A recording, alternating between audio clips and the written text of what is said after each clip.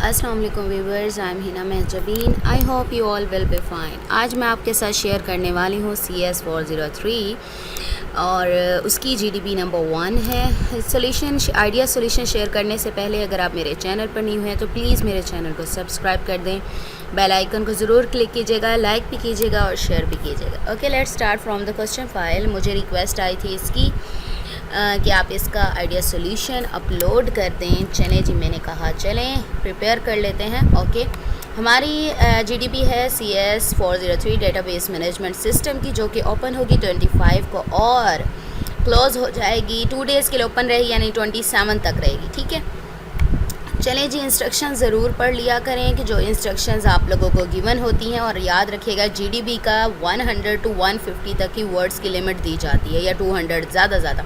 ठीक है, तो यहाँ पर तो राइट नहीं की हुई आई थिंक, तो मैंने जो मटेरियल प्रोवाइड किया है वो आपको हमेशा की तरह ज़्यादा प्रोवाइड करूँगी ताकि आप इसमें से चूज़ भी कर सके, सिलेक्शन कर सके। ओके, GDP क्वेश्चन की तरफ चलते हैं। Suppose you are a database designer in a multinational company में डेटाबेस डिज़ाइनर है। The company has different departments such as production, finance and sales etcetera, यानी डिफरेंट उसके डिपार्टमेंट्स हैं कंपनी के, ये गिवन है। The database design must meet the following characteristics, ये characteristics ज़रूर होने चाहिए डेटाबेस में। Data must be shared in different department में शेयर कर सकें। The data integrity of the database must integrity maximum होनी चाहिए, रिडंडेंसी कम होनी चाहिए, मिनिमम होनी चाहिए। डेटाबेस में भी ट्रांसपेरेंट या साफ शफाफ होना चाहिए। The data management modification of backup system, backup must be easier, ये बैकअप वगैरह लेना और मॉडिफिकेशन वगैरह ये ईजियर होनी चाहिए, okay. Keeping the above points, which type of database would you suggest from the following, कौन से आप, एक तो उसने चॉइस दी है डिस्ट्रीब्यूटेड डेटाबेस दी है, दूसरी सेंट्रलाइज्ड डेटाबेस दी है, तो इस दोनों में से आपने चूज़ करना है जो ये जो करेक्टरिस्टिक्स गिवन है, जो स्ट्रेटजी या फिर जो डेटाबेस डिज़ाइन है, इन करेक्टरिस्टिक्स को मीट करता है, यानी ये करेक्टरिस्टिक प्रोवाइड करता है। In either case justify your answer with valid reasons. ठीक है, आप जो भी स्ट्रेटजी या जो भी डेटाबेस डिज़ाइन चूज़ करते हैं उसमें आपने वैलिड रीज़न देने हैं, रीज़न देनी है कि आपने इसको क्यों चूज़ किया है। तो क्या है, आंसर की तरफ चलें। ओके, अगेन से दिखा दूँ, इसमें क्या है, डेटा अच्छा डिस्ट्रीब्यूटेड में तो नाम से ही पता चल रहा है डिस्ट्रीब्यूट होगा, यानी डिफरेंट फाइल्स में। ठीक है, सेंट्रलाइज का मतलब है एक फ़ाइल होगी और बाकी सारी चीज़ें उससे मुस्तफ़ीद होंगी, जैसे क्लाइंट सर्वर वाला आर्किटेक्चर होता है, वो कह लें आप। ठीक है ना, सर्वर से सारी रिक्वेस्ट करते हैं, जो क्लाइंट कंप्यूटर्स होते हैं, इस तरीके से वो काम करेंगे। डिस्ट्रीब्यूटेड होगा कि डिफरेंट जगहों पर यानी फैली हुई हैं चीज़ें। तो अगर ज़्यादा जगहों पर आप लोग स्प्रेड कर देंगे चीज़ें तो आपकी क्या होगा, कंसिस्टेंसी या इंटीग्रिटी मेंटेन ही रहेंगे, कंप्लीटनेस या एक्यूरेसी नहीं होगी। इंटीग्रिटी नहीं होगा तो ना कंसिस्टेंसी होगी, यानी इंटीग्रिटी ही सारी बुनियाद है, अगर वो ही नहीं होगी आपका सिस्टम एक्यूरेट और कंप्लीट हो ही नहीं सकता। ठीक है, चलिए जी, मैंने चूज़ किया। अगेन मैं बता दूं, अपनी वर्डिंग में आप लोगों ने इसको राइट करना है और इसमें चेंजिंग करेंगे, अगर चेंजिंग नहीं करेंगे तो सबके मार्क्स 0 ओके जी। I choose centralise database to meet the above characteristic because, मैंने सेंट्रलाइज डेटाबेस को चूज़ किया है। मैंने आपको बताया कि अगर उसने ये भी कहा है कि डेटा जो है ना डिफरेंट डिपार्टमेंट्स में, देखें डिफरेंट डिपार्टमेंट्स में शेयर होगा। तो अगर सेंट्रलाइज डेटाबेस होता है कि एक फ़ाइल है, सपोज करें जो सारा का सारा डेटा बेस है ना, तो एक ही फ़ाइल में सेव होगा और बाकी जिसने एक्सेस करना है वो इससे लेंगी, यानी एक ही जगह पर सेव होगा। जब एक ही जगह पर सेव होगा तो जो चीज़ ये कह लें रिडंडेंसी वगैरह या इंटीग्रिटी वगैरह की प्रॉब्लम्स नहीं होंगी, मिनिमाइज मतलब प्रॉब्लम जो होती हैं वो मिनिमाइज्ड हो जाएंगी, बहुत कम से कम होंगी। बजाय इसके डिस्ट्रीब्यूटेड में क्या होगा कि आप लोग जब बहुत सारी जगहों पर अपनी चीज़ें रख देंगे तो आपको नहीं पता चलेगा। मैं ये रियल लाइफ ऐसे एग्जांपल दे रही हूँ, बहुत सारी जगहों पर अगर चीज़ रख देते हैं, आप डिस्ट्रीब्यूट कर देते हैं, तो किसी के पास कोई चली गई, आपको नहीं पता चलेगा कि किसके पास ज़्यादा आ गई, किसके पास कम आ गई या फिर सेम आ गई। तो सेम की जब बात आ जाए तो रिडंडेंसी भी होगी और डेटा इंटीग्रिटी की प्रॉब्लम भी होगी। ठीक है, तो हमारा जो डेटाबेस डिज़ाइन कर रहा है वो इंटीग्रिटी मैक्सिमाइज हो, रिडंडेंसी ना हो। तो थोड़ा सा आपको आइडिया हो गया होगा था कि किस लिए मैंने डेटाबेस सेंट्रलाइज डेटाबेस को चूज़ किया है।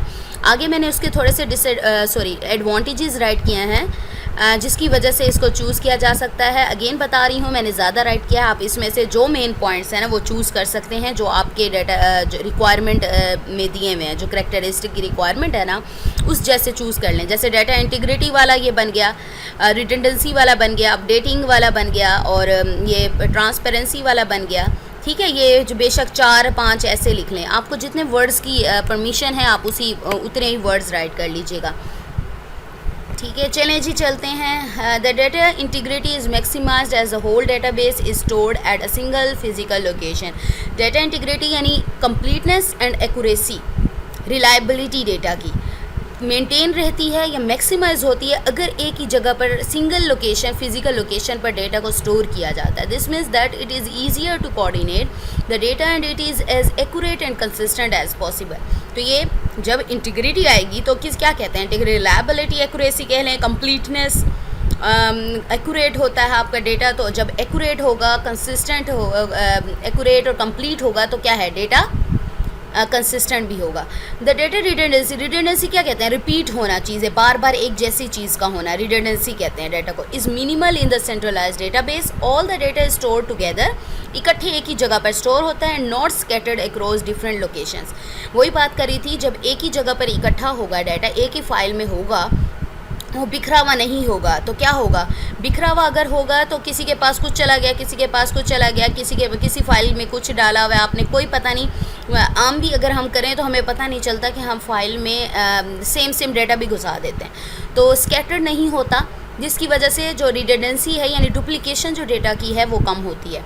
So it is easier to make sure that there is no redundant data available. तो हम श्योर कर सकते हैं अगर एक ही जगह पर होगा तो हम वहीं पर चेक कर लेते हैं। या आपने, अच्छा एग्जांपल देती हूँ आपको, जब एक फ़ोल्डर में आप लोग फाइल सेव करते हैं, ठीक है, जब एक फ़ाइल आपने पहले उस नाम से सेव कर दी, जैसे ही आप दूसरी फ़ाइल को सेव करने लगते हैं तो डायलॉग बॉक्स आ जाता है कि ना ये फ़ाइल ऑलरेडी एग्जिस्ट करती है, क्या आप इसको replace, do you want to replace it.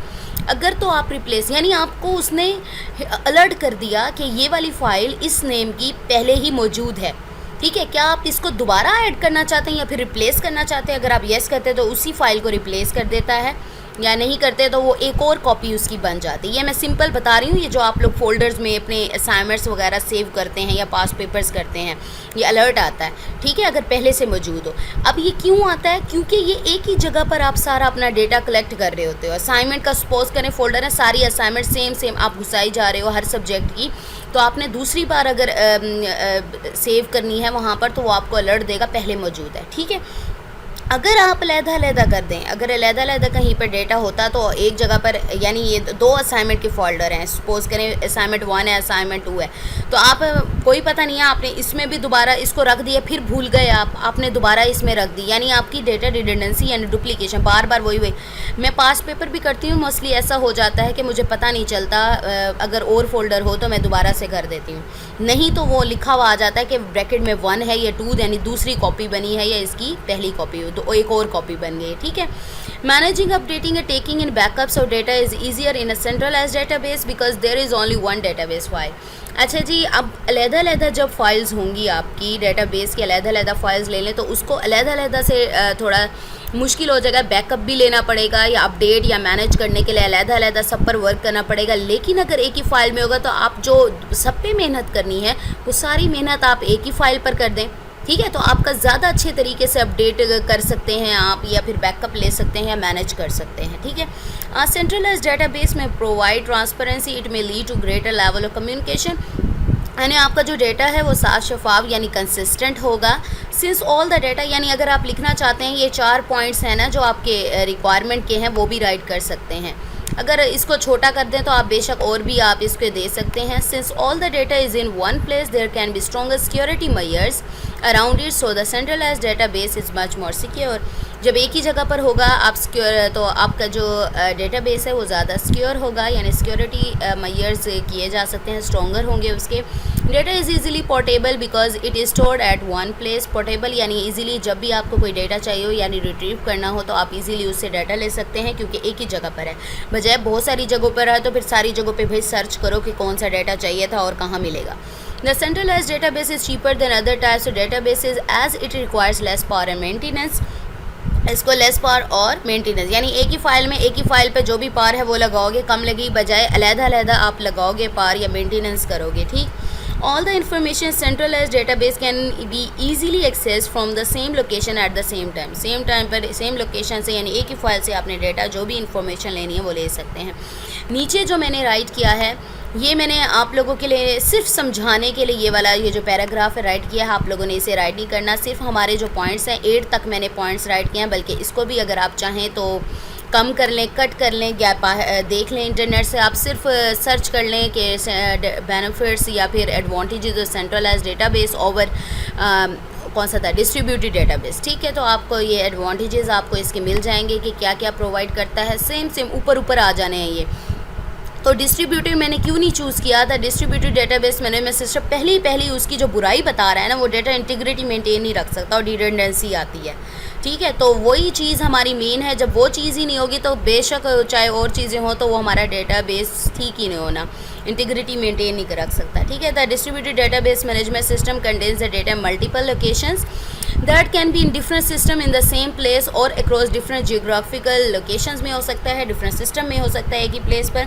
अच्छा, मेन बात है ये देखिए मैंने इसको हाईलाइट किया, it is difficult to maintain data integrity in the distributed database because of its nature.